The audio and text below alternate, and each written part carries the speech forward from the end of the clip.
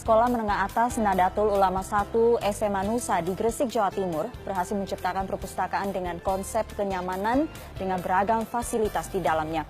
Perpustakaan yang diberi nama Kebun Buku Library ini dinobatkan menjadi perpustakaan terbaik tingkat SMA se-Indonesia oleh Perpustakaan Nasional Republik Indonesia. Nah, perpustakaan yang nyaman dan disukai siswa ini menjadikan siswa didik lebih gemar membaca dan menghasilkan siswa yang berprestasi. Inilah beragam jenis koleksi buku di Kebun Buku Library milik Sekolah Menengah Atas Nahdlatul Ulama 1.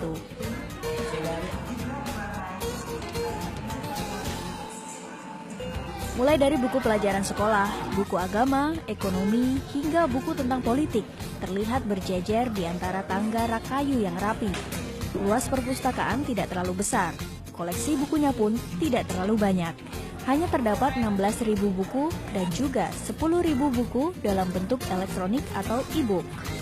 Namun sebaliknya, ini yang menjadi kelebihan perpustakaan ini sehingga keberadaannya mendapatkan penghargaan Nugra Jasa Dharma Pustaloka dari Perpustakaan Nasional Republik Indonesia sebagai perpustakaan terbaik tingkat SMA sederajat se-Indonesia pada akhir tahun 2015 lalu.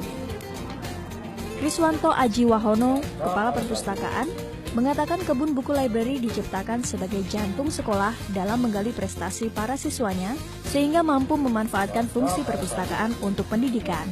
Untuk itu, perpustakaannya disulap menjadi area yang nyaman yang disukai para siswa dan dimanjakan dengan beragam fasilitas di dalamnya seperti area diskusi, baca, kreativitas, area multimedia, akses internet, dan juga sistem digitalisasi yang memudahkan siswa untuk melacak buku yang diinginkan. Ini karena yang membedakan pada konsep, teknik, dan strategi di dalam memanfaatkan fungsi perpustakaan untuk pendidikan. Adanya Kebun Buku Library ini mampu mendongkrak minat baca siswa. Terbukti, setiap hari tidak kurang dari 400 siswa yang mengunjungi perpustakaan ini. Tidak hanya membaca, namun siswa juga dituntut untuk membuat karya nyata usai mendapatkan pembelajaran dari perpustakaan.